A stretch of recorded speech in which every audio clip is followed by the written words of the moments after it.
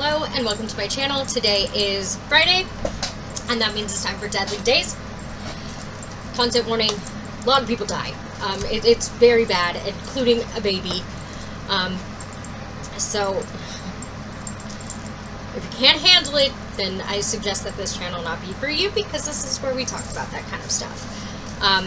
With that being said, let's get into it. It's called the Luby's, I believe it's pronounced Luby's shooting, also known as the Luby's Massacre. It was a mass shooting that took place on October 16th of 1991 at a Luby's cafeteria in Killeen, Texas. The perpetrator, George Hennard, drove his pickup truck through the front window of the cafeteria before opening fire, killing 23 people and wounding 27 others. He had a brief shootout with police officers in which he was seriously wounded, but refused their orders to surrender and eventually died by suicide. The shooting was the deadliest mass shooting in modern U.S. history until it was surpassed in 2007 by the Virginia Tech shooting. Honestly, these are not goals that we should be wanting to surpass, I'm just saying. On October 16, 1991, 35-year-old George Hennard, an unemployed former merchant marine seaman, drove a blue 1987 Ford Ranger pickup truck through the plate glass window, a front window of a Luby's cafeteria in Killeen, Texas, at 12:39 p.m. October 16th was Boss's Day, and the cafeteria was unusually crowded with around 150 people. So, like, literally, he drove in to the cafeteria. Like, he physically drove his car through the window into the building and just left it there and, you know, started killing people. Hennard then began firing from inside the truck while holding a Glock 17 and Ruger P89 pistols. The first victim was veterinarian Michael Griffith. Hennard exited the truck and yelled, "All women of Killeen and Belton are vipers. This is what you've done to me and my family. This is what Bell County did to me. This is payback day." Now, he was married, from what I understand, and I'm not entirely sure, like, if his wife would have been included in, like, the women of Belton and Killeen, and if that's the case, then why he didn't kill his wife. I honestly don't know. I don't know what the, like, psychosis thought process was here, other than maybe he was just psychotic. Maybe he was schizophrenic. I don't know, but I'm pretty sure he was married. Didn't find anything to confirm or deny that. At least I don't think I did. If I did, it'll be in here, but short-term memory loss, sorry. But yeah, I don't know if she would have been included in that, and if there was a plan to maybe after this kill his family. I don't know. He then opened fire on the patrons and staff with both pistols. Hennard then circled around the cafeteria, selectively picking his victims. He said, "You bitch," to a woman before fatally shooting her. Hennard saw another woman hiding underneath a bench near the serving line and said, quote, "Hiding from me, bitch," end quote, before shooting her dead. He then approached Steve Ernst, who was hiding underneath the table, before shooting him. Ernst then rolled over, holding his stomach. Hennard then approached a woman with a crying baby. He barked at her, saying, "You with the baby, get out before I change my mind." She ran out, holding her baby in her arms. After she left, Hennard shot Ernst's wife in the arm. The bullet passed through and killed 70-year-old Venice Ellen Hennahan, Ernst's mother-in-law. During a brief lull in the shooting, Hennard approached the table of 28-year-old Tommy Vaughn in the rear of the cafeteria. Huddled up on the floor beside a window, Vaughn threw himself through the window, creating an escape route for others. Brave. That's brave. You know, you never know what you're going to do until you're in this situation, but I think that's very brave, because he was trying, even though it may end up, even though, you know, it could end lives too, he was trying to save lives. And I think that's very brave. Dozens of people pushed, shoved, and knocked each other down as they made their escape. By the time police arrived a few minutes later, a third of them had managed to get out.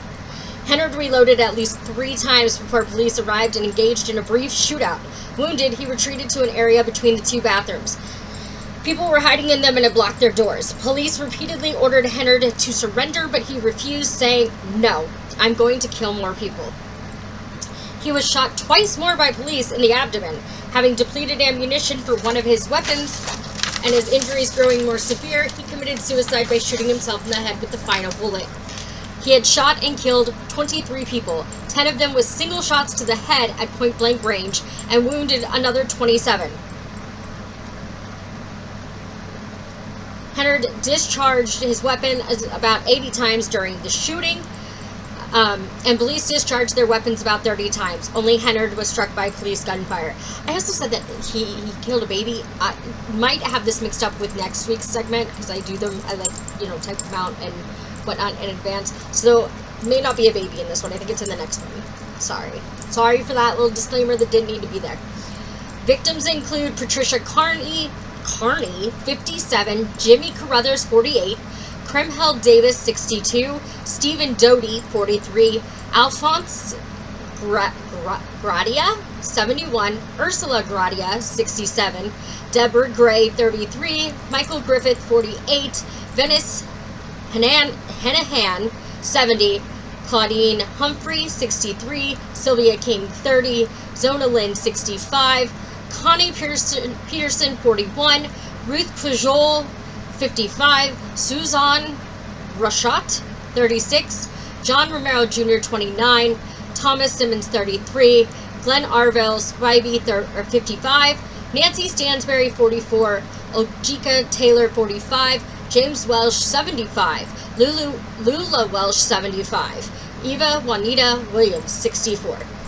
George Pierre Hennard was born in Sayre, Pennsylvania, into a wealthy family. Hennard was the son of a Swiss-born surgeon and a homemaker. He had two younger siblings, brother Alan and sister Desiree. From the age of 5, he and his family moved across the country as his father worked at several army hospitals. So, he was an army brat, clearly. They later moved to New Mexico, where his father worked at the White Sands Missile Range near Las Cruces. After graduating from Mayfield High School in 1974, he enlisted in the U.S. Navy and served for 3 years until he was honorably discharged. He later worked as a merchant miner but was dismissed for drug use. Several months later, he enrolled in a drug treatment program in Houston. So it sounds like he wanted to get help for the drugs, but he was dependent on the drugs. And that was, the problem. And I don't know if maybe this had, some long-term effect, and that's why he was, cuckoo-choo, But, yeah. I don't know. I don't know, but he did go to a drug rehab, so I don't know how going to rehab and getting off the drugs led to this situation, but we're here. Early in the investigation of the massacre, the Killeen police chief said that Hennard had an evident problem with women for some reason. After his parents divorced in 1983, his father moved to Houston and his mother moved to Henderson, Nevada. The Glock 17 and Ruger P89 9mm pistols, which he used, were purchased in February of 1991 at Mike's Gun House in Henderson. Hennard had begun to work at several different jobs, including construction crews in South Dakota and Killeen, while living part-time in Nevada with his mother.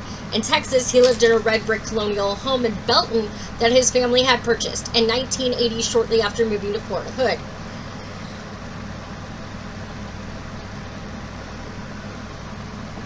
Hennard had stalked two women, sisters, 23-year-old Jill Fritz and 19-year-old Janet Jemigan, who lived two blocks away from him in his neighborhood. He sent them a 5-page letter in June, part of which read, quote, "Please give me the satisfaction of someday laughing in the face of all those mostly white, treacherous female vipers from those two towns, Killeen and Belton, who tried to destroy me and my family." End quote. And, quote, "You think the three of us can get together someday?" End quote. He also wrote that he was, quote, "truly flattered knowing I have two teenage groovy fans." End quote.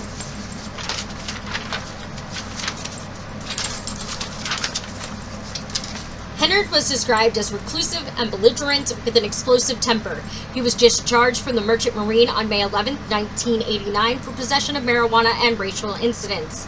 That same month, his seaman papers were suspended after he had a racial argument with another shipmate. Numerous reports included accounts of his expressed hatred of women. An ex-roommate of his said, quote, "He hated blacks and Hispanics. He said women were snakes and always had derogatory remarks about them, especially after fights with his mother." End quote. Survivors of the shootings later said he had passed over men to shoot women. 15 of the 23 murder victims were women, as were many of the wounded. He called 2 of the victims a bitch before shooting them. In 1990, Hennard called Isaiah R. Williams, a part agent for the National Maritime Union in Wilmington, California, stating that he needed a letter recommendation to regain his papers and rejoin the Merchant Marine. "I don't recall having given him one. Williams claimed. Hennard had learned in mid-February that his attempt to be reinstated had been denied. Several months later, he entered a drug treatment program in Houston. Around 2 months before the shooting, Hennard entered a convenience store in Belton to buy breakfast. Mary Mead, the clerk, claimed that he had leaned over the counter and said, "I want you to tell everybody, if they don't quit messing around my house, something awful is going to happen." A week and a half before the shooting, Hennard collected his paycheck at a concrete company in Copperas Cove and announced he was quitting. He also wondered aloud what would happen if he killed someone. He got to talking about some of the people in Belton and certain women that had given him problems, and he kept saying, "Watch and see, watch and see," co-worker Bubba Hawkins claimed. On his 35th birthday, October 15, 1991, Hennard spoke with his mother on the phone. Later that evening, while eating a cheeseburger and French fries outside of Belton, he had a sudden outburst of rage as he watched television coverage of Clarence Thomas's confirmation hearings. When an interview with Anita Hill come on, he just went off. Manager Bill Stringer said he started screaming, "You bitch, you bastards opened the door for all the women." An anti-crime bill was scheduled for a vote in the U.S. House of Representatives the day after the massacre. Some of the victims had been constituents of Representative Chet Edwards, and in response, he abandoned his opposition to a gun control provision that was part of the bill. The provision, which did not pass, would have banned some weapons and magazines like one used by Hennard. Families of deceased victims, survivors, and policemen received counseling for grief, shock, and stress. The Texas State Rifle Association and others preferred that the state allow its citizens to carry concealed weapons. Democratic Governor Ann Richards vetoed such bills, but in 1995, her Republican successor, George W. Bush, signed one into force. The law had been campaigned for by Susanna Hopp, who was present at the massacre. Both of her parents, Alphonse Gratia and Ursula Gratia, were killed by Hennard. She later testified that she would have liked to have had her .38 revolver, but said it was 100 feet away in my car. She feared that if she was caught carrying it, she might lose her chiropractor's license. Hupp testified across the country in support of concealed handgun laws and was elected to the Texas House of Representatives in 1996. A pink granite memorial stands behind the Killeen Community Center with the date of the event and the names of those killed. The cafeteria reopened 5 months after the massacre, but closed permanently on September 9, 2000. And in 2006, a buffet called Gang Sang occupied the former cafeteria. It remains open as of August 2025. And that's really sad. Sad story of the Luby shooting. It's crazy. Like, mass shootings are like, the fact that I can even make this many segments on mass shootings is horrifying. And it's not just school shootings. It's restaurants like McDonald's. It's stores. It's schools. It's campuses. It's concerts. It's everywhere. And we still have debates going on about whether gun control should be a thing, and honestly I think it should to some extent. Obviously not completely taking away weapons, because I've always said that if you take away weapons from those who have them legally, it isn't going to stop the crime, because the criminals find a way to get them regardless. Regardless of whether or not they do it legally, there's a way to get them. But there needs to be, like, I don't know, you know what, like, if you have a mentally ill person in your household, your whole family should not be allowed to bring weapons in, especially if this mentally ill person, you know, and I'm mentally ill, and I've said the same thing. My wife wants to get, you know, a gun, and I'm like, my depression will, I don't know, but yeah, I don't know. I just think there's some things that could be done to kind of make it more difficult for criminals and the mentally ill to get their hands on weapons. But I don't know, because I'm not a gun person. I know how to shoot, but I don't, you know, I'm not a gun collector. I'm not part of the NRA. Is it the NRA, National Rifle Association? Yeah, NRA. I'm not part of that, so I don't know. Leave your comments down below. Let me know what you want to see me cover, because I'm quickly running out of ideas, but I'm trying. And as always, please be careful. Be cautiously kind to others. Don't do anything I wouldn't do. And take care of yourselves. Bye.